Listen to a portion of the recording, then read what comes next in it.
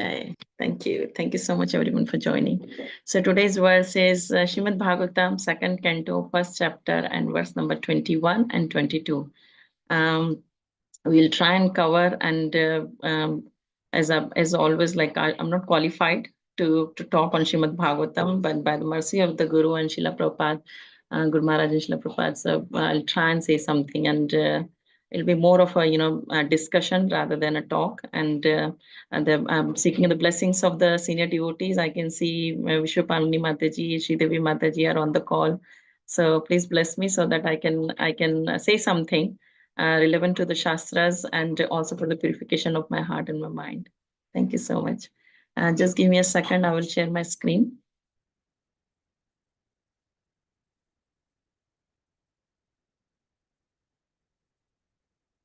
Yeah. So we'll start with 2:121. So before we start, we'll do the Mangalacharan. I'll switch off my camera while I'm running, otherwise internet is won't be good. So we'll first do the Mangalacharan, and that's short one. Om Jnanam Tinam Janashalakya Vishwamritam Yena Tasmai Shri Gurave Namah. Jai Shri Krishna Chaitanya Prabhu Nityananda Shri Advaita Gadadhara Shri Vasati Bhakta Vrinda.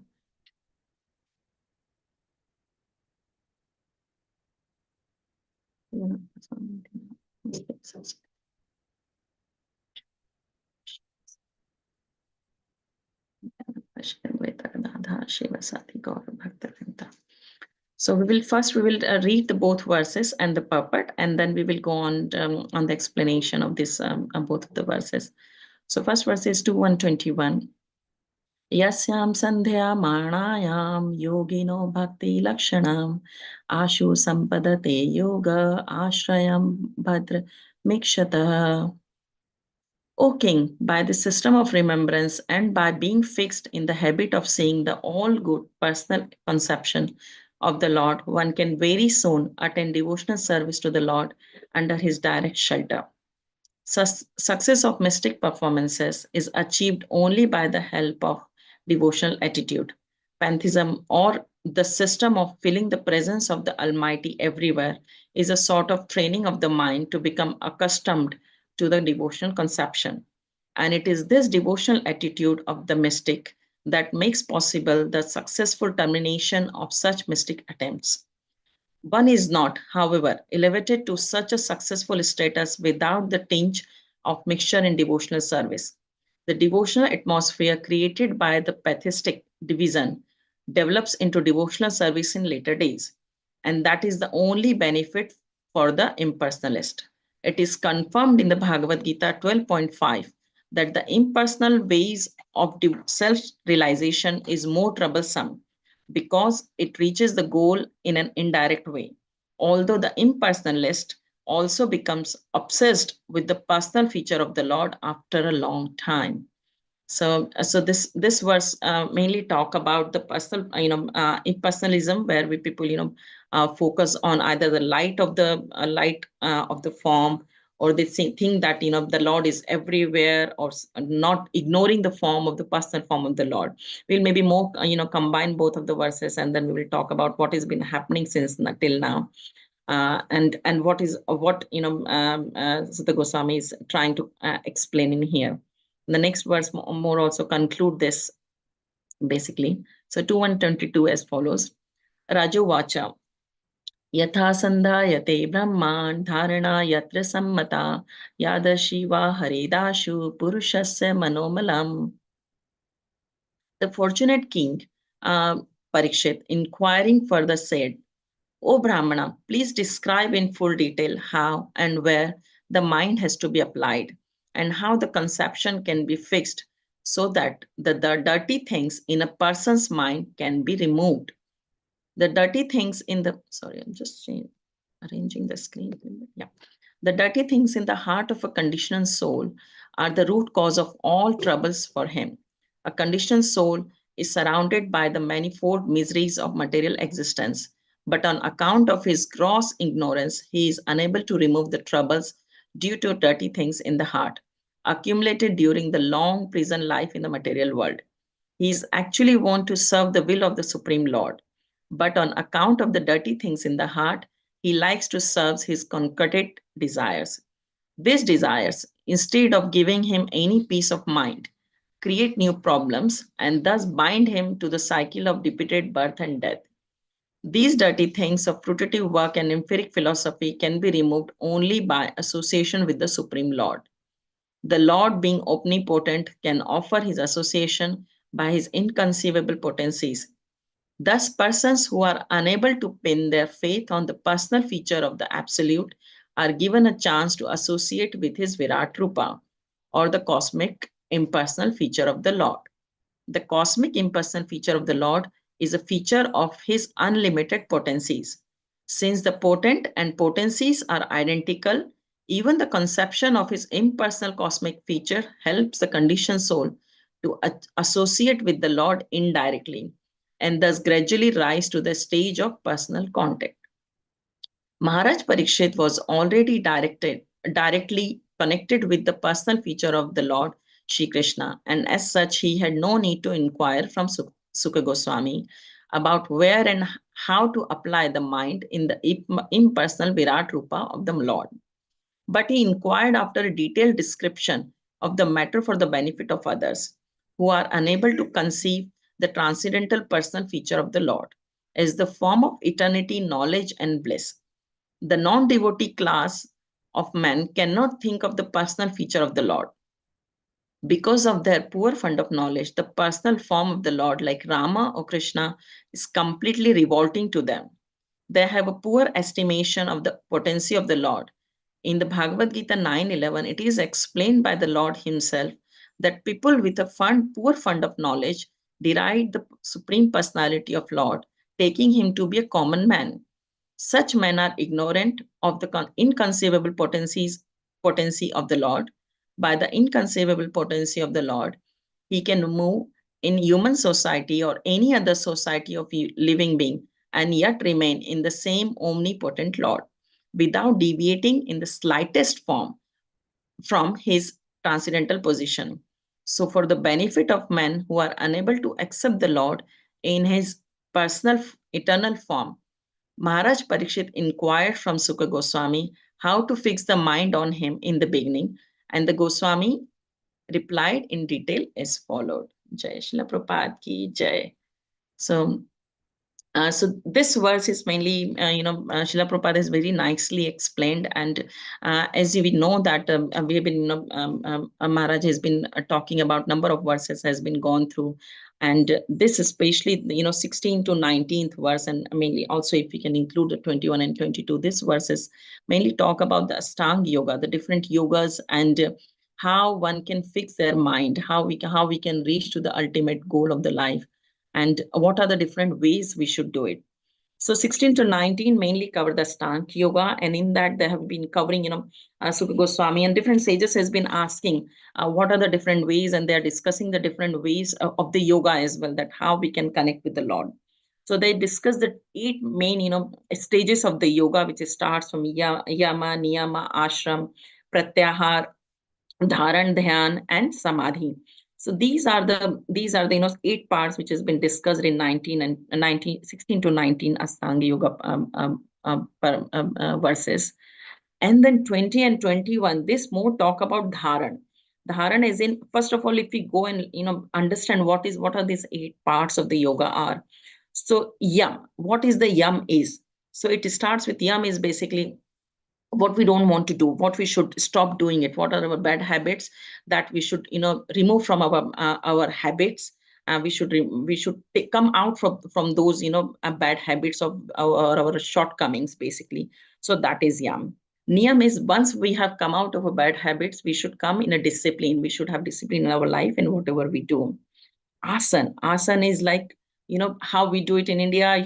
Yoga is like, known to everyone, doing some asanas, doing breathing exercise, asana, and then comes pranayam.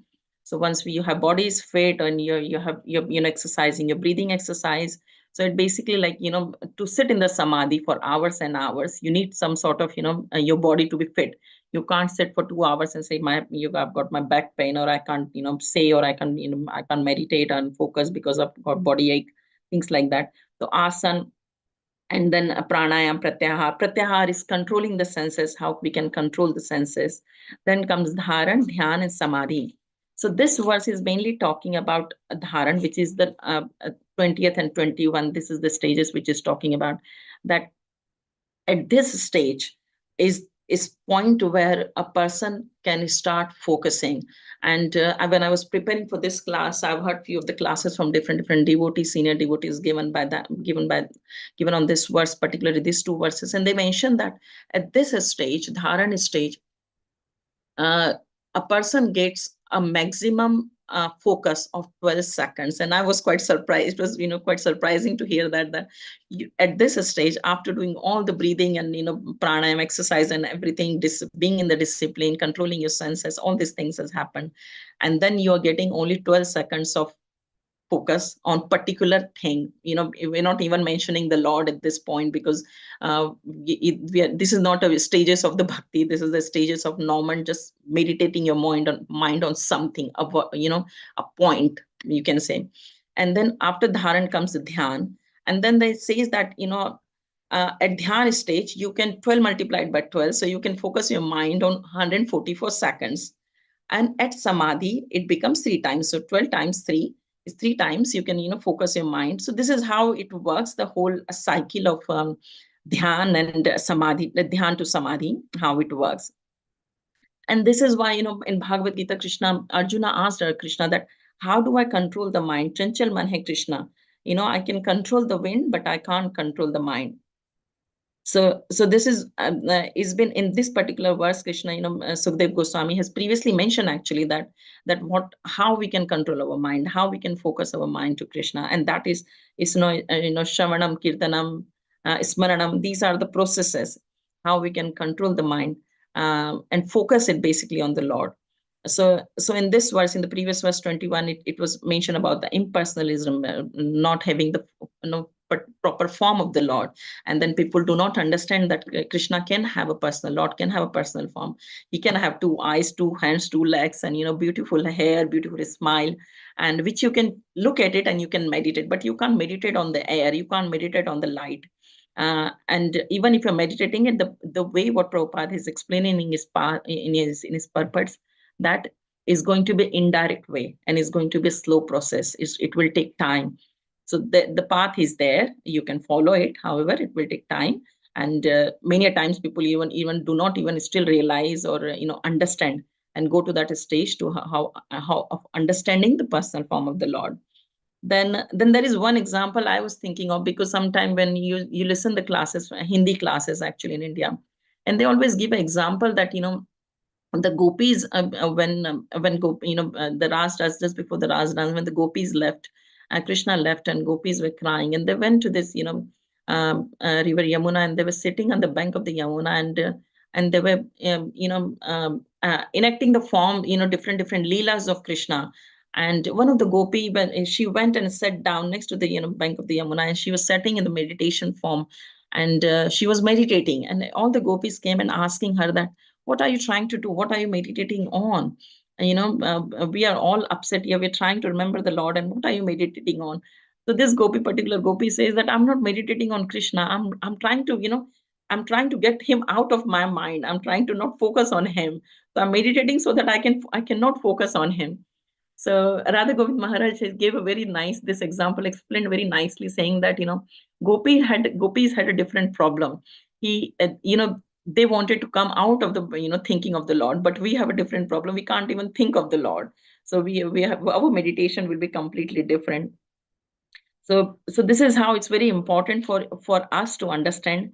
And in Garud Puran, actually, I'm not able to pronounce the particular verse, but it is says that even if one is impious or pious, or he has, that as this verse says, dirty things in the person's mind, even if he is full of the dirty things, or if he's not, whatever state one it is in, but if that person is focusing, remembering on Punrikaksha is the name of the Lord. When it says that the Garud Puran specifically mentioned this name, that if you remember the Punrikaksha, the one who is absolute, the supreme Lord of the supreme form of the Lord, then in whatever state you are, in whatever status of your mind and your body is, it will be internally and externally, it will be cleared. So it's very important for one to remember the Lord, and that will remove the dirty things in our mind. And is, in our Chaitanya Mahaprabhu has, also very nicely in his 8 verses, he's mentioned Shishta Ashtakama. The first verse says that Cheto Darpana Marjanam. Cheto Darpana Marjanam is, what is it? That when you take the name of the Lord, it removes, it clears the your mind. The whatever dirt has been, setting up for millions of years, that will be removed. And in this particular verse also, Srila Prabhupada has really nicely explained that what we are doing is happening because of our our conditioning, what has happened, what we have faced from you, whatever we have done from millions of years, we continue to do that. And when I was reading this part, one of the example I heard in one of the class is one of the person, he was looking for some sort of magic stone which can give him something, some lots of money, wealth. And he was asking around in the village that where can I find. Then one very old villager said that is by this river. If you find that particular stone is very warm, very hot, then you will know that that is the particular stone that can wish fulfilling stone which can fulfill your desires. And so that this person goes to the river, and one by one, morning to evening, he was picking up the stone and throwing, picking up the stones and throwing. And this is what he was continuously doing. But the end of the day, when he was very tired, and he picked up the stone, and he did not realize that it was warm enough, it was hot enough, and that was the wish fulfilling stone, and he threw it in the river, a very willful force. And then when he threw it, then he realized that, oh my God, that was the wish fulfilling stone, and he threw it. So the example says that we are doing the same with our life, with millions of years, 8,400,000, yonis we have gone through, with all the, plants we have taken birth as, animals, fishes, aquatics, mammals, we have gone through all the stages. And when this human birth comes to us, we continue to do the same thing. We don't change ourselves because our conditioning is that. So in this human birth, first of all, we're not realizing that how important it is and what is the value of this birth. And then when the wish fulfilling stone such as bhakti comes in our hand, we throw it as we have been throwing other things. So we just don't think that it's a very important, this is the only purpose of the life. And I really feel that this is a really very good example telling us that we don't want to change ourselves. We keep on doing the same thing. So dirty things in the person's mind, it says that we are keeping our mindset as it has been previously. So for example, if I had taken the birth as a snake previously and I was very envious, I would still keep of that, some portion of that envy in my heart for others in my human birth as well. But I would not try and change myself, because it just doesn't happen, like it doesn't happen quickly. So these things, we just have to remember that whatever shortcomings we have, that comes in our sadhana, in our bhakti, in our connection with the Lord, it's coming because of those, all these small things which we need to improve on ourselves. And many things, Srila Prabhupada has many places also explain, and that how important is the chanting and reading and focusing is. Because when you look at the form of the Lord, when you take his name, when you read his books, when you hear the Krishna Katha, this all helps. This all has a greater potency than we think. And that we have realized, we have not realized the potency of the name of the Lord, because we don't take it as important as we should, because we just take it for granted. And this is what happens. And Srila Prabhupada has given a very nice, I was hearing one of the classes, he made a statement saying that a sincere sweeper on the street is better than a charlatan meditator.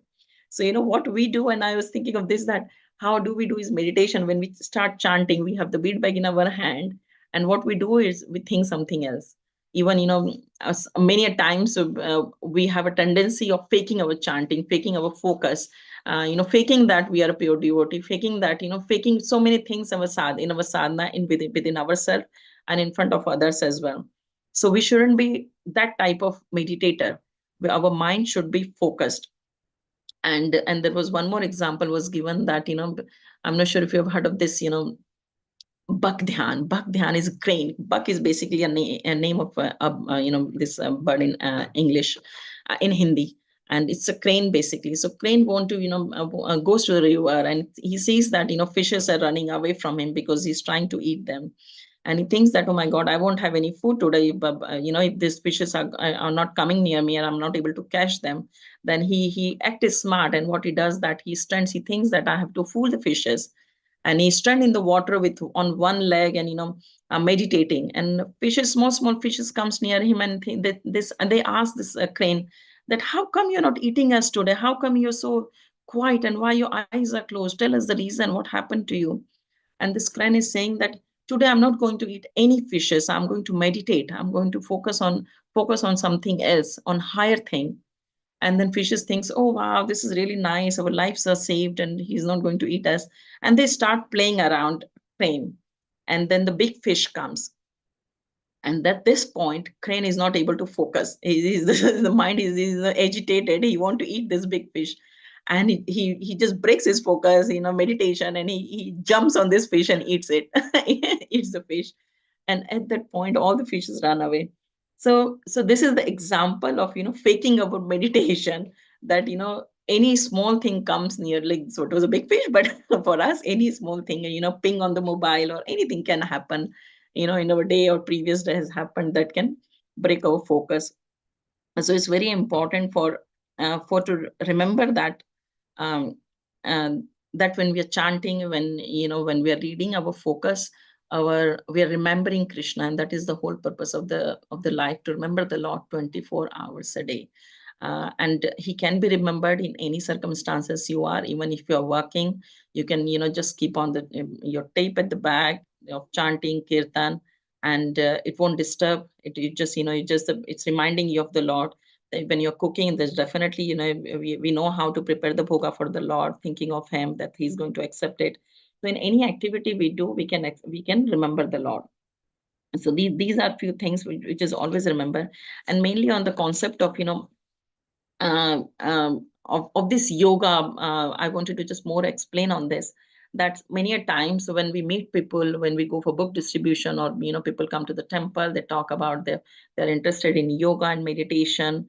And Srila Prabhupada were very strong on this point, actually, that we are not any type of yoga. We are bhakti yoga, we are bhakti yogis, we are focusing on one person, one we're focusing on the Lord himself. And there are many examples in the past. Srila Prabhupada is even highlighted. And this particular example, it clicks when, Srila Prabhupada was at Aseli Agrawal's house in Butler. And one day he packs his stuff and he says that, I'm going. And Aseli Agrawal asks that, where are you going, Swamiji? And Srila Prabhupada says that, I'm going to Anand Mishra. He has invited me. And this was really funny because Anand Mishra has, casually met Srila Prabhupada, and he was running an ashram in New York. And Srila Prabhupada, he just asked that come sometime to my ashram. And Srila Prabhupada announced it, like, he has invited me, I'm going to going there. So he just went there. Srila Prabhupada went there, he stayed there. So this Anand Mishra, he was running yoga center type place, and where he would Western devotees would come morning and evening for 30 minutes, and they will do meditation, yoga, and they will go back. And but Srila Prabhupada, he actually, Anand Mishra gave a few times a chance for Srila Prabhupada to speak. And Srila Prabhupada said the truth. Srila Prabhupada said that whoever this Anand is teaching you is wrong. It's completely wrong. There's nothing like, you have to meditate on the person. This is not how, this is not the purpose of life. To just be only fit and fine, this is not the whole, Bhakti yoga is superior, and this yoga is, the position of the different yoga, Srila Prabhupada explained. And this was very upsetting to Anand Mishra. But this sets the whole, this example sets the a setting for us, that Srila Prabhupada was very strong, and he never hesitated in saying what is the truth, what is wrong, who is cheating, who is not cheating, what is right, what is wrong. And he always used to say that, you are all not okay, I am okay, because I know what is right, what should be done with the life. So in that way we should be very, and Srila Prabhupada always give that, you are a cheater, you are a cheater. There are many, people. There is one more example in Bombay when quite a few yoga students came to meet Srila Prabhupada, and that is again funny that one of the students said that our teacher is teaching us TM. And it was funny. Srila Prabhupada was laughing. Srila Prabhupada, what is this TM? And the student said that this is a transcendental meditation. So Srila Prabhupada asked, what does it mean by transcendental meditation? What does it gives you? So no one had actually, asked their guru what is transcendental meditation is. So one of the students, keep your hands up, and he said that I have actually asked my teacher what does it mean. So it is going to improve our, mind. It will make our mind a peaceful place, pacify our mind from so many things. And second thing, my guru has said that if you have a high blood pressure, it will make our blood pressure low.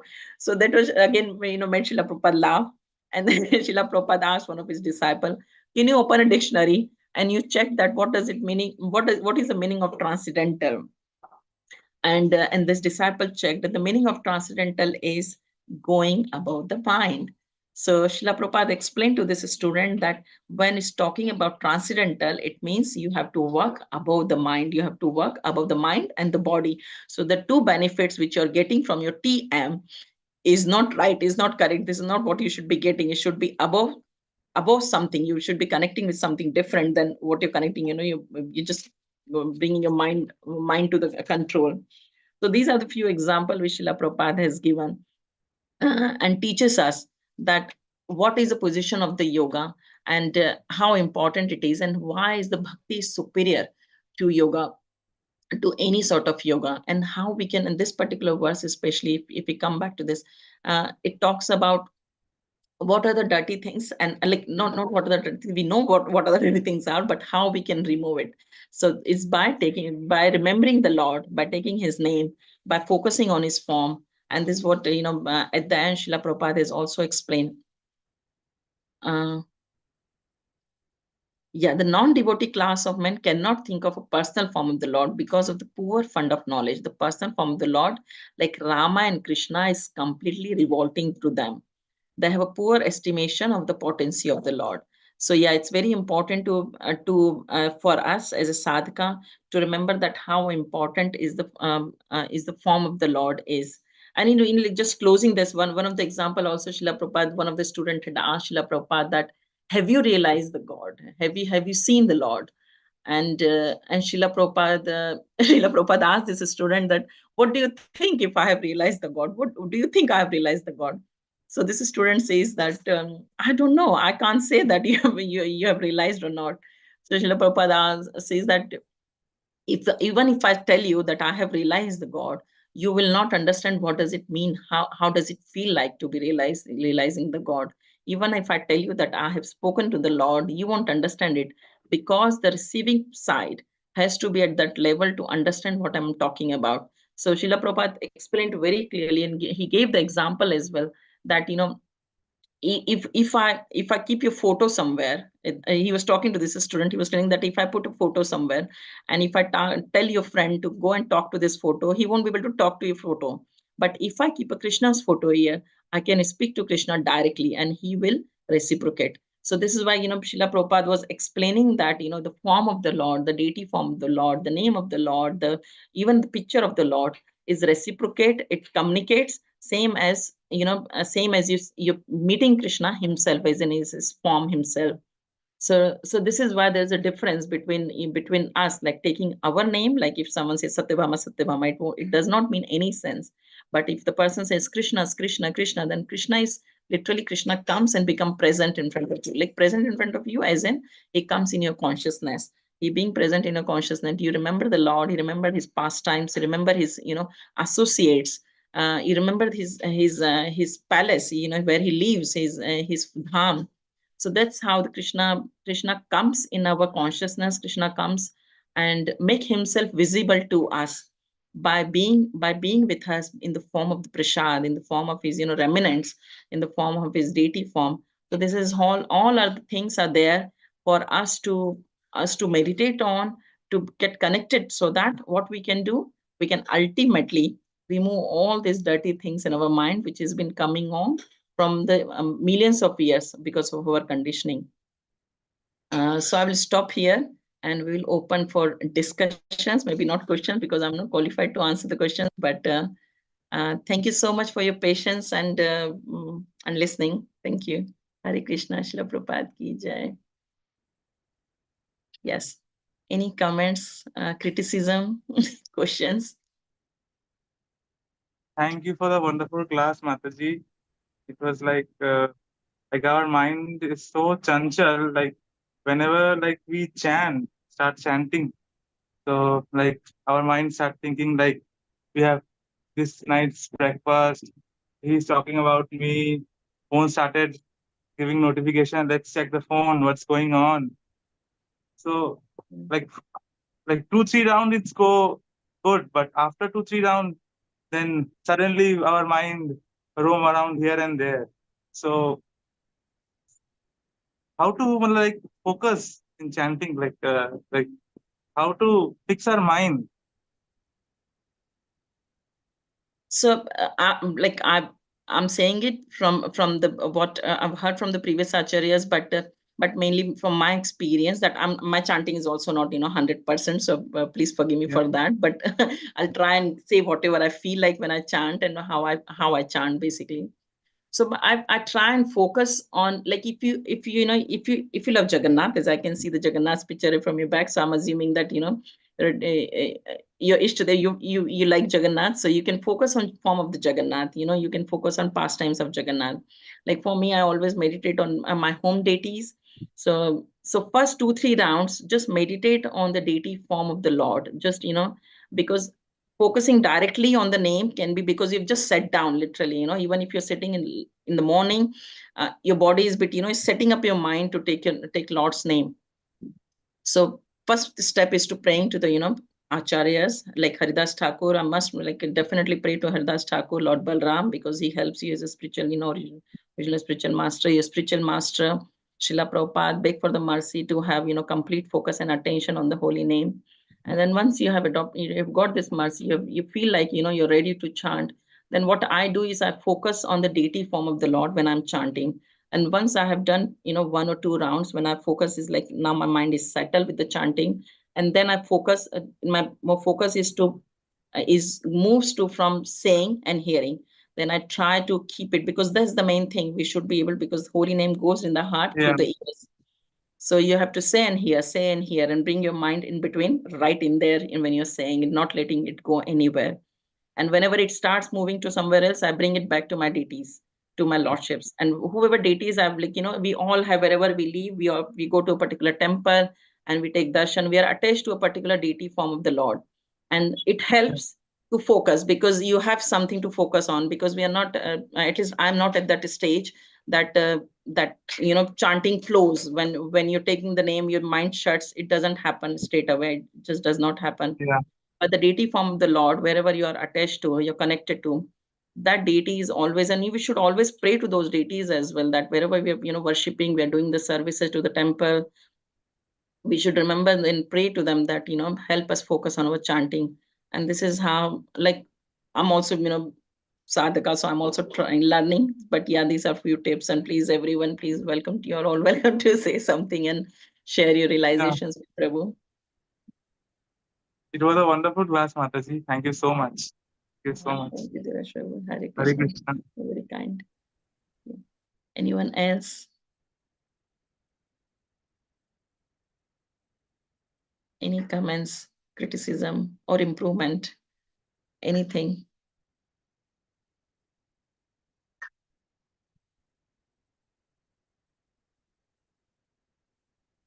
Hare Krishna Mataji, please Hare accept my Krishna Prabhu. Hare Bol. all glories to Srila Prabhupada, all glories to Guru Maharaj. Yeah. I just wanted to say these verses are exactly what I went through in my journey. First, I started with Hatha Yoga, then I was like a Zen practitioner for 10 years, then I was chanting Om. Then when I used to visit the manor, I found it very, very difficult to take darshan. But I used to walk around the garden saying, I can see God in the flowers and everything, but not in the personal form. And it's amazing. His verses are absolutely spot on, like what people go through in there. spiritual journey, I think, in the world today, especially the personal aspects. Because people find it very, very difficult to accept God today because of the way we've been conditioned and cultured and brought up in this. We're told there is no God pretty much, and science is all there is, and it's all down to you and your efforts and so forth. So yeah, I'm amazed how accurate these verses are from my own experiences. Absolutely, yeah. Yeah, no, true. This is very important. The personal form of the Lord. Otherwise, I don't know how the impersonalists live and how do they connect. But it's very difficult, very different, and very difficult to connect. Thank you, Prabhu. Thank you. Sridevi Mataji, you have your hand. I'm not sure. Hare Krishna, Sridevi Mataji. I'm not sure if she's got her hands up or she's gone offline. Oh, she's there. Hare Krishna Mataji, please accept my humble obeisances. Please accept my humble obeisances. All glories to Prabhupada. All glories to our Gurudev. Thank you for a wonderful, masterful class. Very nicely delineating how we come to the personal form of the Lord, how the impersonal conception can actually help to reach, because even at least they are admitting that there's a higher power. At least they are willing to consider that there is a God, though they cannot see him or they cannot acknowledge he has form, which is much better than atheistic philosophy, which says there is no God, there is no need to meditate, there's no need to do anything. So in that respect, you brought that out, and also your explanations about the yoga process. And most of all, I liked it that you were so practical when you said that how difficult it is, 2-3 rounds somehow we can manage, but then again the mind starts running here and there, here and there. And just like Dheeraj Prabhu said, the same difficulty I face every time I sit down to chant. Mind goes all over the place and doesn't allow me to focus properly on the sound vibration.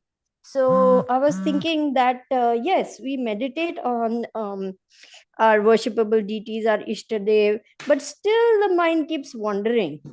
So do you have some more suggestions or tips how to make it better? Yes, it happens with me as well, actually. But as soon as many times, because I think for me issue is I can't loudly chant. That's like I start to breathe out basically when I'm loud chanting. But if I feel like my attention, I'm losing my attention, then I start to chant loudly, like Hare Krishna, Hare Krishna, Krishna Krishna, Hare Hare, Hare Ram, Ram Ram, Hare Hare. So it will bring my mind back completely.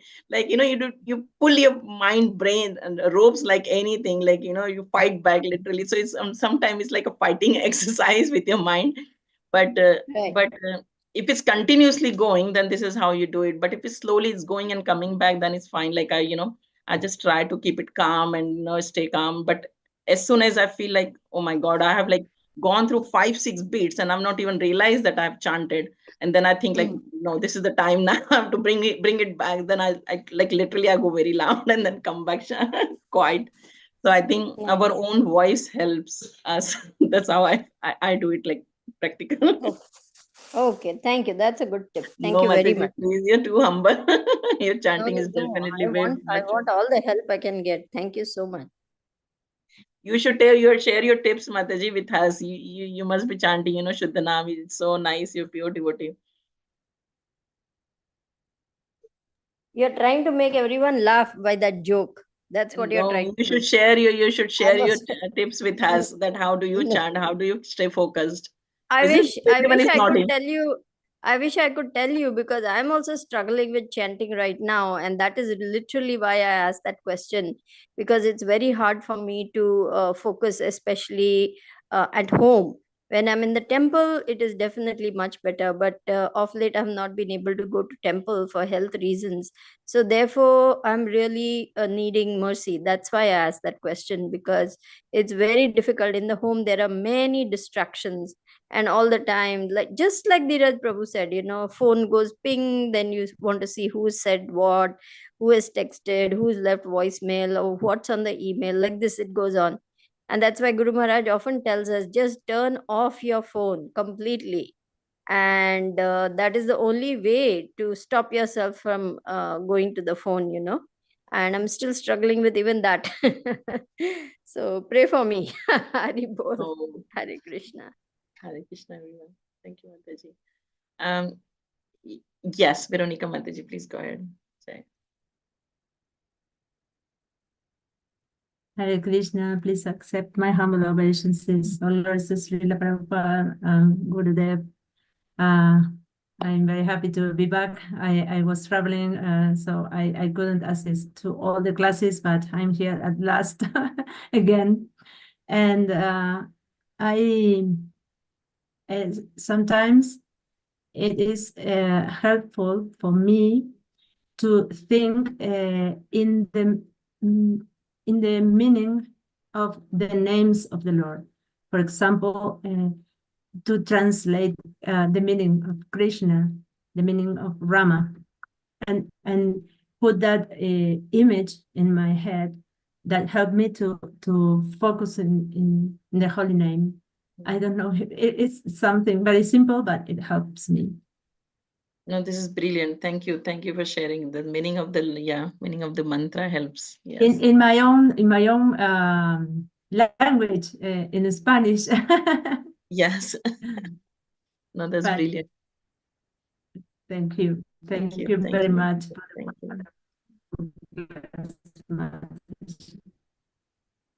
If everyone is ready, Sridevi Mataji, you've got your hands up. Do you want to say something? No, I'm sorry. I'm on the phone. I have Oh, joined okay. today. Oh, that's fine. So I'm still learning how to do this. There was no power here. That is why I had to join on the phone. Oh, no worries, Mataji. Thank you so much. So while if there are no questions or comments, it would be nice to, do one round of japa, if everyone is okay, and then we will conclude. So just give me a second. I'll bring my bit bag as well. Thank you.